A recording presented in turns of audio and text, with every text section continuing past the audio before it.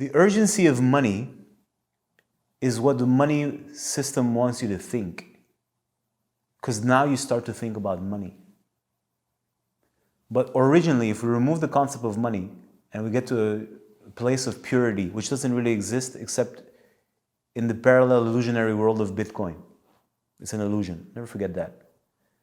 Money actually is supposed to represent, it's not the case anymore, production.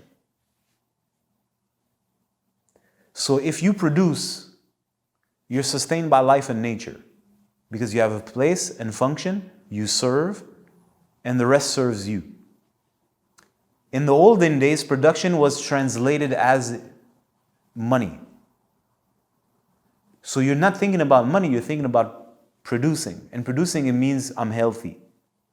I know who I am, I know what I do, I know where I come from, because where I come from taught me how to do what I do. I know its necessity within the community. I know what it solves as a problem. And my job is to perfect that service, because if I don't bring it, the people around me are suffering. The world has changed a lot because we sell nonsense. But if we go to the basics, just as if we would go to the basics of quote unquote money, money wasn't money. It's trade, time. It's a tool to trade time and energy. But every person in the community used to do something useful. I'm a plumber. Sometimes I guess there was not electricians, but let's pretend there's an electrician. I'm the doctor. I'm the cook. I'm the this. I'm the that. Everybody's bringing something necessary for the well-being and the survival and the thriving of the community. So if you don't produce, then you're useless. You're useless in the community. So you're in trouble unless there's a reason why you're not productive. So in the olden days, and you see this in Chinese movies, where that with this romanticism of like the martial art way and the way of Tao and whatnot, where they're focused on their craft, because if I do my craft and I master my craft, this is what I'm bringing to the community, and then the mastership of the craft is a form of meditation and a form of self-development, etc., right? This is a romanticized version of it. Now, let's say I would translate my efforts into a number, paper currency, or whatever, so that I can trade it for somebody else's time and effort. You know what I mean? Today, the things have changed. Now money it's worth nothing. People make money doing nothing. People make money by stealing money from others. That concept of that money equals time, effort, attention, it's gone. So money doesn't exist. Money is supposed to represent time, your energy, and in reality your time and energy is really your attention. Because that's the only thing that really has value. Your attention moves your energy, and you have a certain amount of time with your energy and attention. That was translated into money. So it's you, the money. I'm money. And everybody around you is money. And if everybody's healthy, well, naturally a healthy person wants to produce. Like a healthy tree, it produces. A healthy plant produces. A healthy animal produces. Health equals production. Creative energy generates. Health equals generation. We've spoken about this in other videos when I used to use the word sexual energy. I said sometimes it's generative, it's the same. And that's why I said there's a link between health and sexuality. It's not sexuality, it's generative energy. And health is the capacity to have that generative energy circulate through the different centers to create an aligned, coherent, organic being that generates something that serves nature, nature meaning our community or the world around us. Just like the trees, the birds, everything in nature, and it creates a circle of life.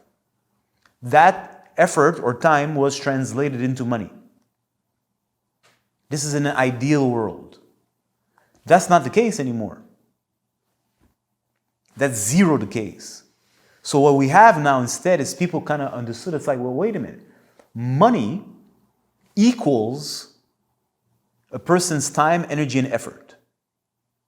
So how could I get money? How can I steal money? How can I steal your time, effort, and energy? How can I steal your generative power? How can I steal your creative power? It's exactly what we spoke about in all the previous series, talking about men and women, men with men, women with women. I'm not talking about homosexuality here. I'm talking about the dynamics between people. Everybody's trying to steal. That's a cool, I couldn't repeat it. Steal, right? Everybody wants to steal another person's resource. What's your resources? Attention, energy, and time. That's all people are trying to do now. So they're focused on money, quick money, and they want it by spending the less energy and time possible. If it took you 10 hours to get $100, I want to spend 1 hour to get your $10. And if I can repeat that multiple times, then I 10x'd. Or 100x'd, or whatever it is. And I want to scale it. That's what Wall Street is about. That's what the money system is about. And the more you put your attention in it, at the surface it looks like it's coherent and intelligent. And then when you start to dig into it, you're like, well, this is just a con. These are just hustlers trying to steal the money of actual people who are actually working for their money. And then they're laughing at you because you're the idiot, you're the working class, because you're stupid, you work for money. Essentially, you produce something, like everything in nature, and that makes you an idiot because the rich don't work for money. They work for money. Your average person produces. In return, they get money. But the link between their efforts and the money it's closely linked. And when they're lazy, they say, I got to do it for money. They're still in the mindset of, I work, I do something, my work has value, I'm given money, and sometimes if I don't work, I'm lazy. I need it because we need to pay the bills. In other words, I need to be productive so I can pay the bills, so I can exchange goods with others. The rich person doesn't think like this. I'm talking about rich people. They're not thinking like this. That person is thinking, how can I take your money? They're not interested in being productive. That means to generate something. They're interested in generating wealth by taking yours.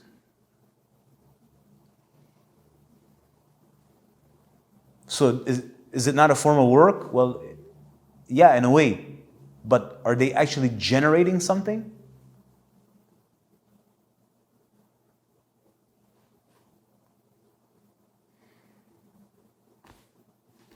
And that's why they'll have, listen, let's pretend a doctor is an actual doctor, okay? Because there's another subject I don't want to get into. Let's pretend a medical doctor is actually helping to heal people, okay? So this person saves lives. In our modern world, we'll use it in this, and we'll use Canada. This person works hard, sees dozens or 30, 40, 50, 60, I don't know how many clients a week, depending on the kind of doctor, right? And they spend hours and hours and hours and hours. And if they're in the hospital, I've been in the hospital, I've seen it myself. Doesn't matter my opinion of the health system, but that person is working. And in his reality, in their paradigm, they're helping people and saving lives. So let's just keep it at the surface. And no matter how hard that person works, that person's not going to be able to afford a Ferrari. Right? Maybe he'll make $150,000, $200,000. He'll learn to invest, save, and whatnot. And maybe towards the end of his career, he'll have a nice sum and he'll give himself or herself some fancy gift. Meanwhile, you got a guy, Wall Street represents hustlers who take other people's money. He or she, the money comes in so fast with little effort, and just he can squander it as much as he wants or she wants, and buy as much like stuff that is so expensive. Like you have a car that's worth $5 million, $500,000. This is not a judgment on the car. I'm like, some people don't have food, and you have like 2 of those, 5 of those. You're like, yeah, why not? This is how the money system works. Why shouldn't I learn how to hustle the money system? Other people will do it. I'm not gonna debate that subject. I'm just speaking about production, generative productivity. So you have on the one hand a person who saves people's lives who may never be able to afford a $400,000 car, because imagine that's $400,000 net. after everybody stole your money. That's a lot of money. Besides all your other expenses. And you're not going to drive that car in the winter. Not in Canada, at least. So you're going to have at least another car or two. Do you know what I mean?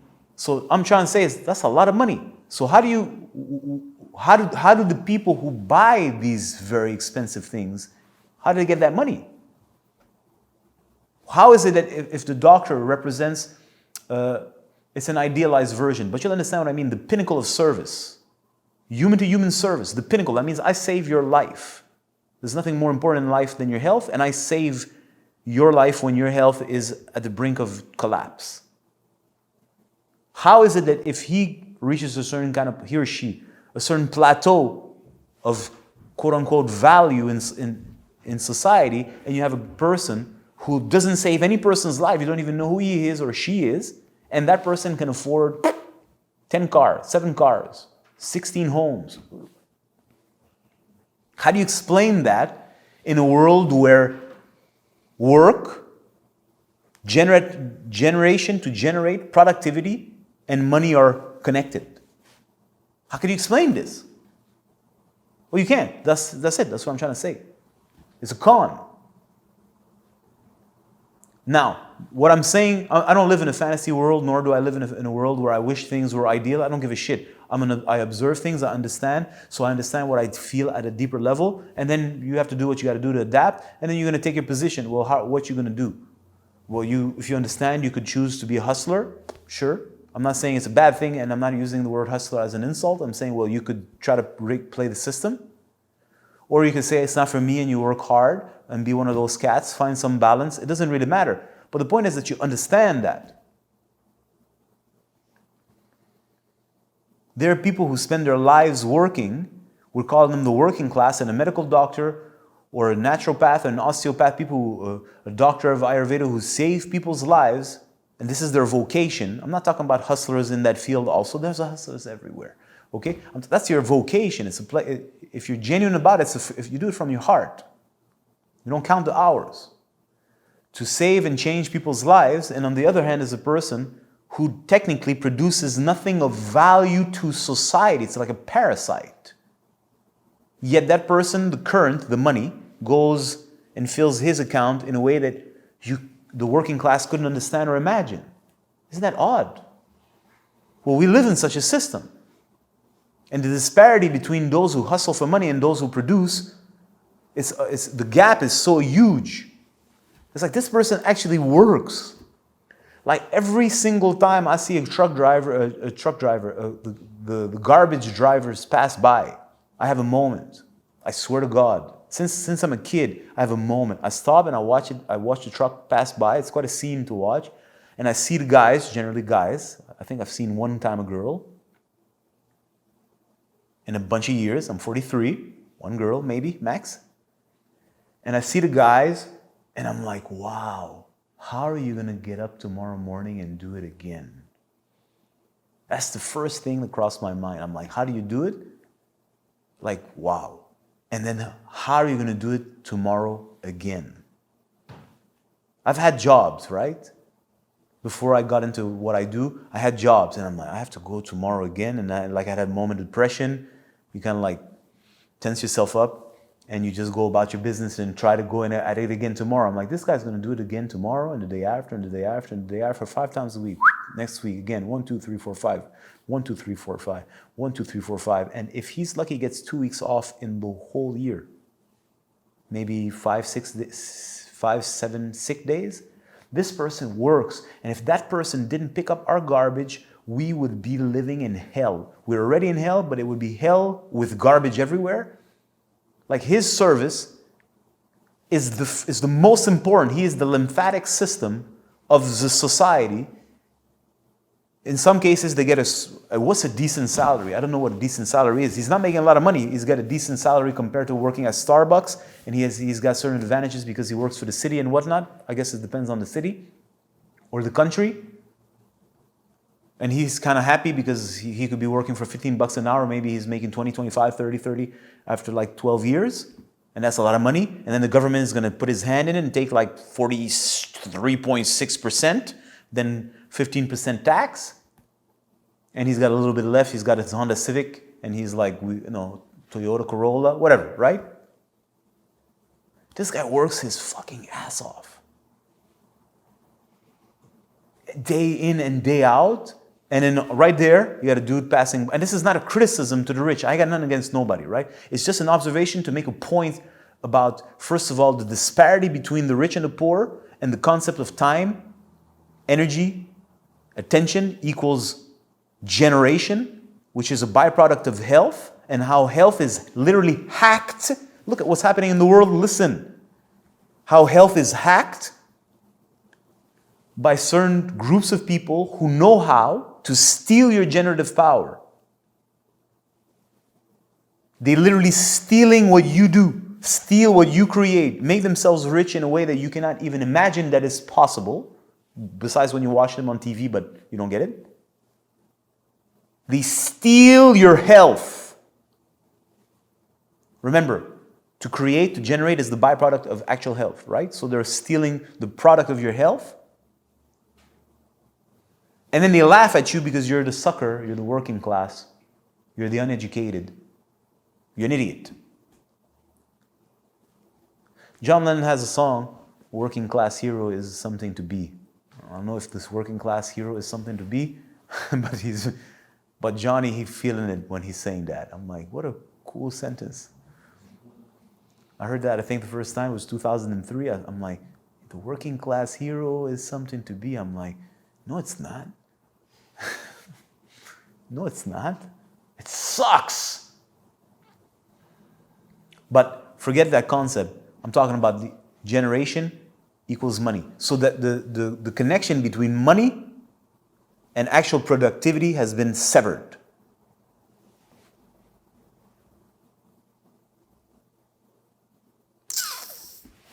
And we're living in that world now, where actual things that have actual value or have become worthless, and what's worthless is now having all the value.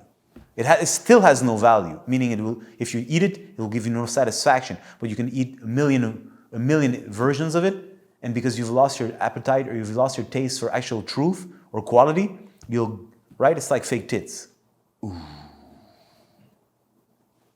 Let's not get into that one. Another time, I promise. We'll get into fake tits as much as you like, right? You lose sense of what's good and what's not. I'm not talking about the tits now. I'm talking about a good fruit versus a bad fruit. You can't taste the difference anymore.